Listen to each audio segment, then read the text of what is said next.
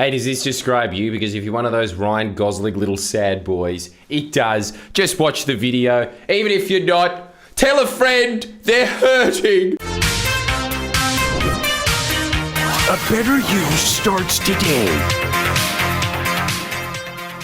Here's a description, yeah? Somebody wrote into the comments, some beta wrote that they feel directionless in life. They feel like that they cannot muster the energy to go after their goals when they come home after they've worked, 8 hours, boo-hoo. You know, they probably do work in a mine and do some really hard physical labour. While me, on the other hand, in my stupid little 80s jumper being like, dude, why don't you just go to the mad gym? Anyway, back to sitting on my ass and typing for 16 hours a day. Hey, it's mentally taxing. That's a form of tax. Well, it is. I'm sorry about that, by the way, man. I'm sure you're a very good person. Yeah, I'm just assuming on the other way. You really could right now just be like, oh, my dick's stuck in a trout. I was really lonely. I don't know what you're up to, right? I don't know about your personal life. I'll stop guessing about it. I'll just take what you said on face value that you are directionless in life.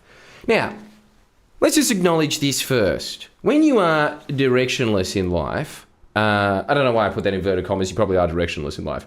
Let's try a different approach, shall we? Because, hey, after all, we're directionless. We can go in any direction we like, which is the first thing that you should be thankful for.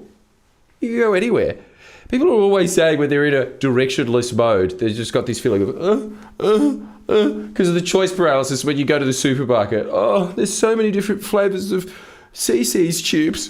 I'm freaking out. Well, you'd freak out even more if one of them got up and started doing a little tap dance in front of you, just screaming, please don't eat me.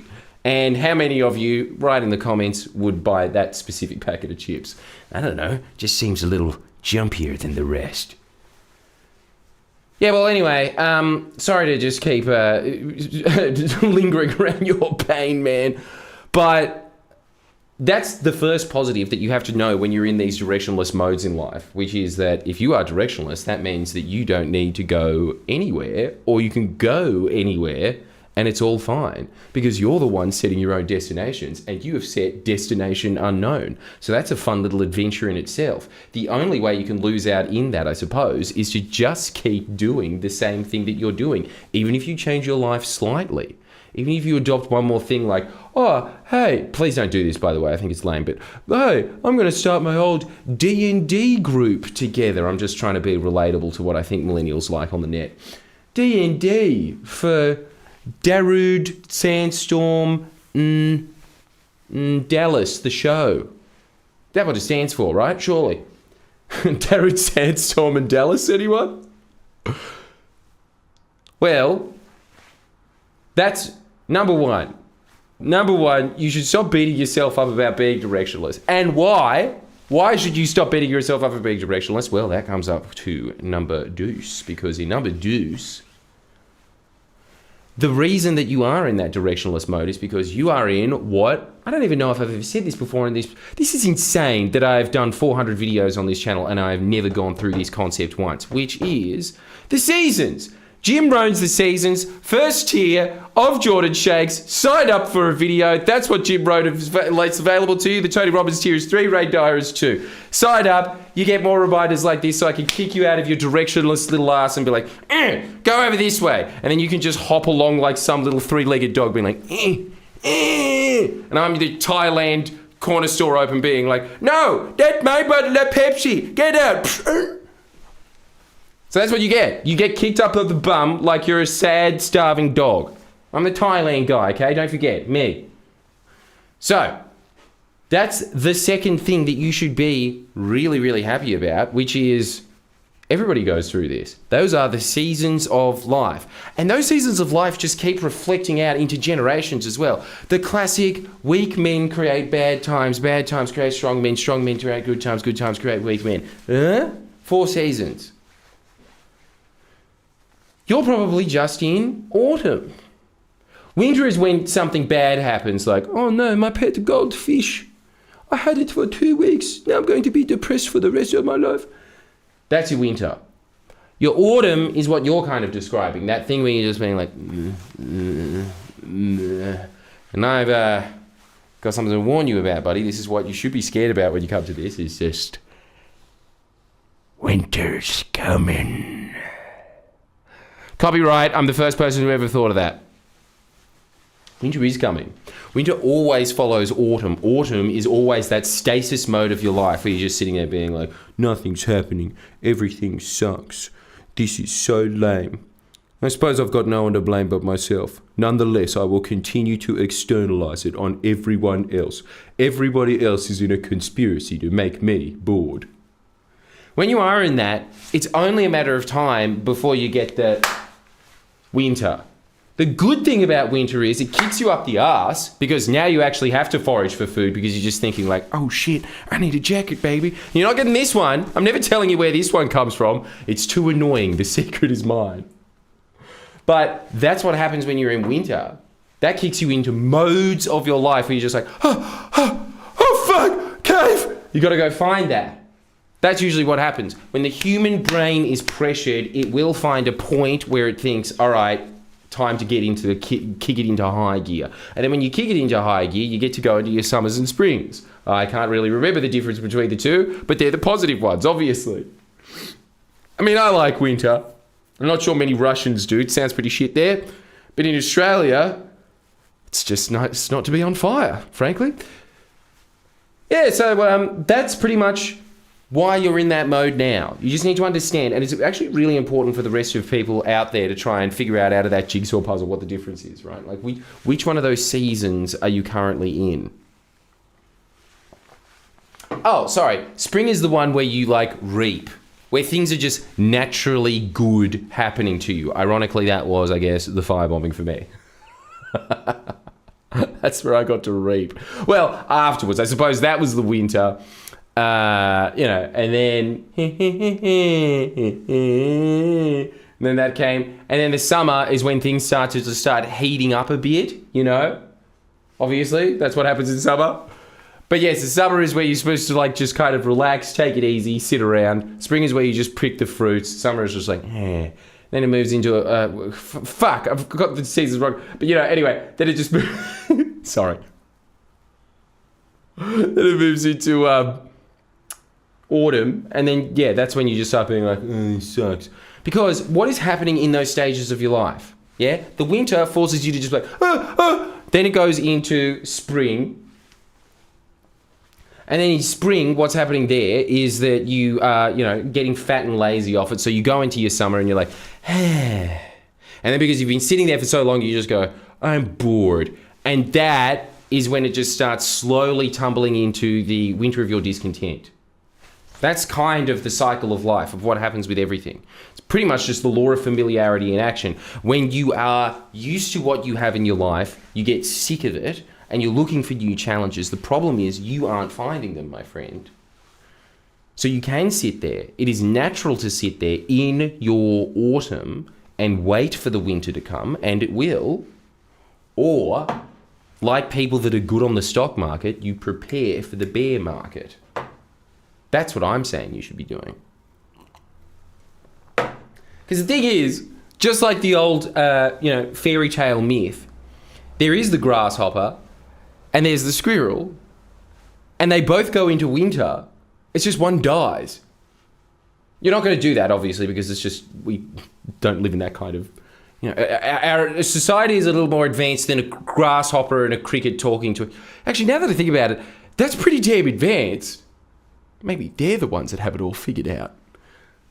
But all I'm saying is, when you get into that winter stage of your life, how well prepared and stocked are you for it? Are you nice and fat and plump? Have you been eating all that salmon so that you could go hibernate and it's fine during the winter? Are you in the position that when it comes to winter, you are psychologically there to learn things from it, which is what does happen when you're in winter. You learn things. Winter comes regardless. It's just that some people are more prepared for it and some of them aren't. And if you aren't just doing things, if you aren't upskilling in your life, if you aren't using your free time for something productive, the winter's going to hit you worse than someone that didn't. And I'm just even talking about something as simple as somebody that starts putting aside money into an index fund, for instance, or into their superannuation, What happens when their life comes to the end of the year and then it's exactly the old ad. That Asian man that just gets on the real estate forklift thing going, he has that much more super. He has so much more super that he has to get on the forklift to show. Why? Because he was putting away nuts in the spring, according to the ad. But that's what I'm talking about now. Like, there is a bunch of things that you could be doing now that just because you are, in this stasis of just like, I cannot be motivated. Like, I feel like there's just, I'm just floating out into an abyss of nothingness. Yeah, but the thing is, man, you need to understand this, okay? Even the most put together people on earth, and I know some of them, I know people that are unbelievably competent. They would have to be some of the best performers in the country. They feel like that a lot of their lives. Most of a human being's life is just this existential crisis done in with bouts of, oh, that looks like a nice cake. I really shouldn't. Oh, just this once. Oh, I really shouldn't have. Now I'm going to get fat. I don't know what I'm doing with my life. That's most people. Everyone feels it at certain points. It's just that some people pick a direction, go for it, they take it to the end, and along the way of their self-appointed quest, they start upskilling. Yeah? They just start getting like in the, I don't know, what's the most modern game of all time? Morrowind Elder Scrolls. But you know how you just kind of go to sleep and you wake up and it goes, meh, congratulations, traveler, your mage skill has increased. Some people just do that. They just go on their own little side quests. And in their side quests, doesn't matter what those side quests are, they do learn things. Obviously, some side quests are better than others, but I will tell you what is better than every... Look, all I'm saying is doing nothing is the worst side quest. Just sitting there and allowing the computer game to go while you have your dormant third player character standing there doing that weird little... And then it just goes from day to night and then you come back with your bowl of cereal. No, I'm just going to leave it on. I feel so sorry for that little screen character there. I know it's not true, but it does feel like they're kind of just Woody in Toy Story being like, am I going to do anything? Picked one of those guys that isn't a good pet owner, huh? So, that's all I'm saying. Don't do that with your life. Pick something, anything. Come on, write something down right now. This is your only piece of homework for today. I don't care how small it is. I want you to think of a little side quest for yourself. If that's all you can get. Because there is two different types of motivation, right? Like sometimes there's just the, whoa, oh my God, my life would be so different if I owned a G6. There's those, and then there's the, maybe I can just make a little paper airplane. That was fun. It kind of just depends what mode you're in at that time, but I always want you to be motivated by something because being motivated at any point in your life is better than not. It's better than not. So if you are in that stasis now, what's something that you can do that would give you just a nice little jolt? Because that's the only thing that's going to get you out of the directionless thing. It's just, just pushing the boat in one direction. So, and then guess what? That's a direction.